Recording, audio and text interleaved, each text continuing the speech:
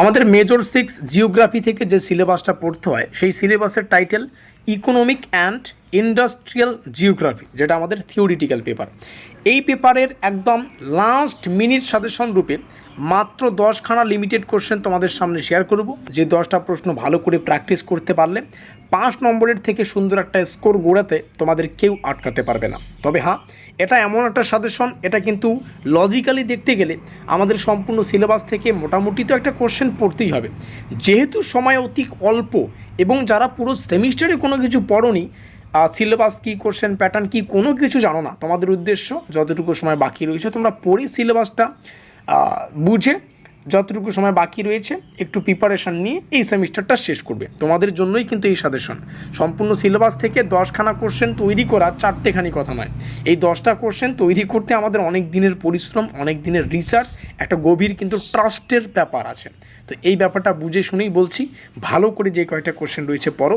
আর এই যে পরীক্ষার সামনে এসে তোমাদের এই ধরনের চিন্তাভাবনা আসে যে কী পড়বো, পরীক্ষায় কেমন টাইপের কোশ্চেন আসবে, পাস করতে পারবো কি পারবো না, এই ধরনের কোশ্চেন কেন আসে? কারণ তোমরা সেমিস্টারের শুরু থেকে ভালো করে পড়োনি, সিলেবাস দেখোনি, কলেজের ক্লাস করোনি, বা কোনো কারণবশত কলেজেও যাওয়া হয় না।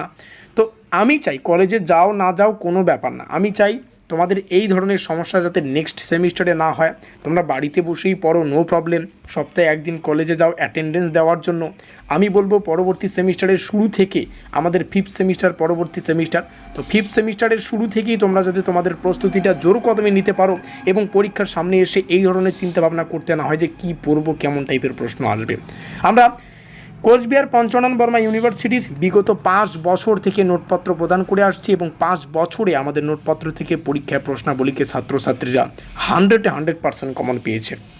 তো 5th সেমিস্টারেরও নোটপত্র তোমরা 4th সেমিস্টারের এক্সাম শেষে মানে শেষ করলে 5th সেমিস্টারের নোটপত্র আমাদের কাছে পেয়ে যাচ্ছ।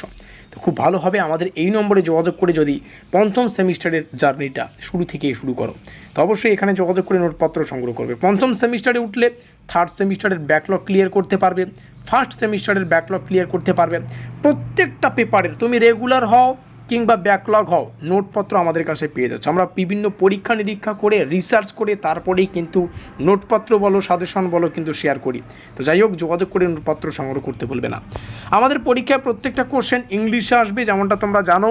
নতুন পরিবর্তিত রুটিন অনুযায়ী আমাদের মেজরের পরের পেপারের পরীক্ষা আগে হচ্ছে মেজর 6, তার জন্যই মেজর 6 থেকে মাত্র 10খানা লিমিটেড কোশ্চেনের সাজেশন শেয়ার করছি। আমি প্রশ্নগুলো বাংলায় আলোচনা করব, তবে দেখতে গেলে কোশ্চেনগুলো বাংলা এবং ইংলিশ দুটো ভাষায় রাখা আছে। তোমরা একটা কাজ করবে, আজকের এই সাজেশনমূলক ক্লাসটার পিডিএফটা ডাউনলোড করে নেবে। যারা জানো না তোমাদের সুবিধার্থে জানিয়ে রাখি, আজকের এই ভিডিওর ডেসক্রিপশন বক্সে আমাদের অফিসিয়াল হোয়াটসঅ্যাপ গ্রুপ লিঙ্ক রয়েছে, সেখানে যাও, ক্লিক করো, আমাদের হোয়াটসঅ্যাপ গ্রুপে যুক্ত হও। এই পিডিএফটা ডাউনলোড করে ইংলিশ ভার্সনের যে কোশ্চেনগুলো সেখানে একটু চোখ গুলিয়ে রাখো, কারণ ইংলিশ ভার্সন আসবে। তো আমি বাংলায় তোমাদের কোশ্চেনগুলো বুঝিয়ে দিচ্ছি। অর্থনৈতিক ভূগোলের সংজ্ঞা, প্রকৃতি, পরিধি। Discuss the definition, nature and scope of economic geography. Next question হচ্ছে discuss the types of economy and the major আমি ইংলিশ পারি না, বাংলাটা বলছি। অর্থনৈতিক প্রকারভেদ এবং অর্থনৈতিক উন্নয়নের প্রধান সূচকসমূহ পড়বে। অর্থনৈতিক কার্যকলাপের প্রাথমিক, মাধ্যমিক, তৃতীয়, চতুর্থ, পঞ্চম শ্রেণী বিভাগ এগুলো ডিটেলসে পড়ো, কারণ এই যে প্রাইমারি, সেকেন্ডারি এই ধরনের কিন্তু একটা টাইপ পরীক্ষা দিয়ে তোমাদের তখন জানতে চাইতে পারে। সব থেকে একটা ব্যক্তি, যে ব্যক্তি খুবই বিখ্যাত, তার একটু একটা তত্ত্ব রয়েছে যেটা আমাদের পড়তে হবে, নাম হচ্ছে ভন থুনেন। দেখো কী ধরনের নাম, এই ভন থুনেন এর কৃষি অবস্থান তত্ত্বটা আমাদের পড়তে হচ্ছে। তারপরে আরও একটা আছে হুইটসলি বা টলসি কী হবে জানি না, এর কৃষি অঞ্চলের শ্রেণীবিভাগ পড়বে। এখানে একটা কনসেপ্ট রয়েছে, এই কনসেপ্টের গুরুত্বগুলো পড়বে। শিল্প ভূগোলের সংজ্ঞা, প্রকৃতি, পরিধি। তারপরে আলফ্রেড ওয়েবারের শিল্প অবস্থান তত্ত্ব আলোচনা করো। ভারতের কার্পাস বস্ত্র শিল্প অথবা লৌহ ইস্পাত শিল্পের অবস্থানগত বৈশিষ্ট্য, ভারতের শিল্পভিত্তিক আঞ্চলিকীকরণ আলোচনা। এই কোশ্চেনগুলো যারা এর আগেই পড়েছো তোমাদের এখনই ওয়েলকাম, কারণ এই কোশ্চেনগুলো থেকেই পরীক্ষায় তোমরা প্রশ্নাবলীকে 100% কমন পাবে। আর আমাদের নোটপত্রে না এগুলো ডিটেলসে রাখা আছে, প্রশ্ন উইথ অ্যান্সার। তো সেই কারণেই বললাম পরবর্তী সেমিস্টারে এই ভুলগুলো করবে না, শুরু থেকে আমাদের নোটপত্র নাও, একদম শুরু থেকেই সেভাবে প্রস্তুতি নিতে পারবে। এই হচ্ছে পুরো গল্প।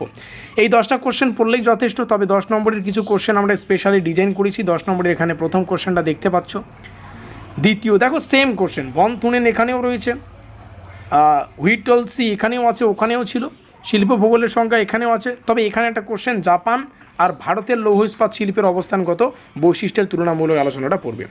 তো এই ছিল আমাদের মেজরের শেষ পেপারের একদম শেষ মুহূর্তের একদম অন্তিম পর্যায়ের সাজেশন, লিমিটেড সাজেশন। আর পিডিএফ ডাউনলোড করার জন্য এটাই বলবো, হোয়াটসঅ্যাপ গ্রুপে যুক্ত হও। নোটপত্র সংগ্রহ করার জন্য আমাদের অফিসিয়াল যোগাযোগ নম্বরটা মোবাইলে সেভ করে রেখে সঠিক সময়ে যোগাযোগ করে নোটপত্র সংগ্রহ করো। ভিডিওটিকে শেষ পর্যন্ত দেখার জন্য অসংখ্য ধন্যবাদ। দেখা হচ্ছে পরবর্তী ক্লাসে।